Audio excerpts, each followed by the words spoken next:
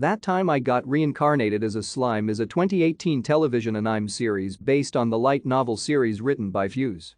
The series follows a man who is killed and reincarnated in another world as a slime named Rimuru.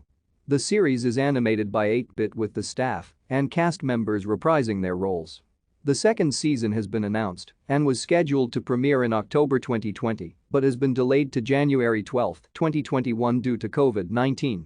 The second season is a split-cour anime, and the second half was slated to air in April 2021 but has been pushed to July 2021. The opening theme song is Storyteller performed by True, and the ending theme song is Storyseeker performed by Stereo Dive Foundation. The anime can be streamed in Asia through Muse Asia YouTube Channel. Thank you for watching. Like and subscribe if you would like to view more of our videos. Have a nice day.